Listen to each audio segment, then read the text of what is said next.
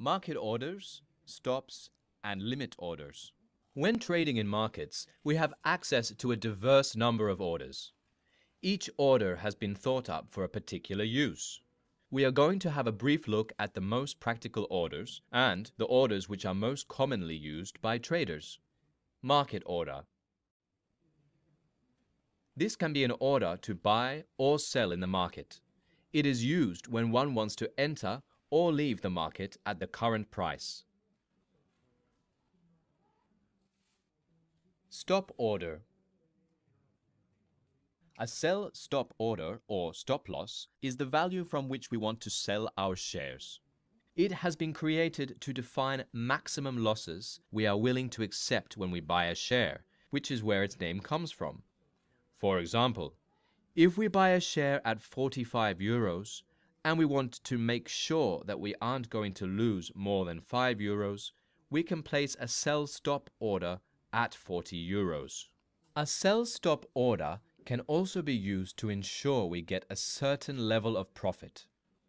If our share worth 45 euros starts to go up and passes 60 euros, and we want to be sure of a minimum profit of 10 euros, we can place a sell stop at 55 euros.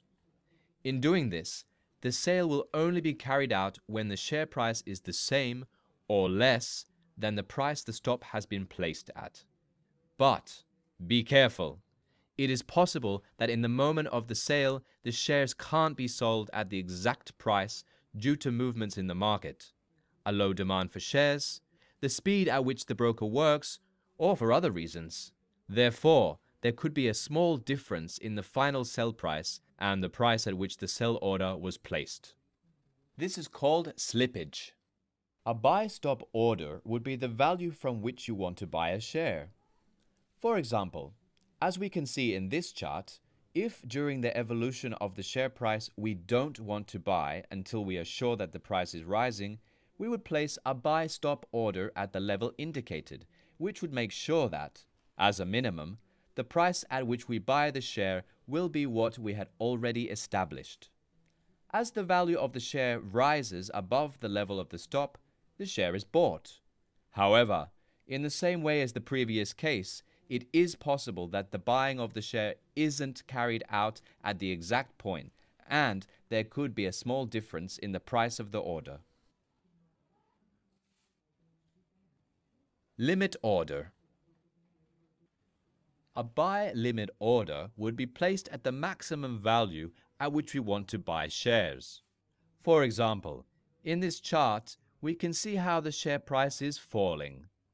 If we think that the price has reached a given point which is sufficiently low enough to buy shares for the price to then rise, we would only think about buying them if the value is less than the stop value. With the buy limit order, we can make sure that we will pay, at a maximum, the price stipulated by the order. A sell limit order would be exactly the opposite. A minimum value would be established at which we would want to sell the share. While the value of the share is less than the limit order, the sale would not be carried out.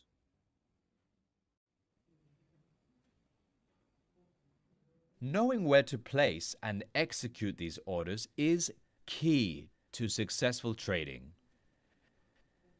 So, in the next chapters, we are going to see how to obtain information from different tools so that we can know how to place orders correctly. Let's practice a little with some exercises.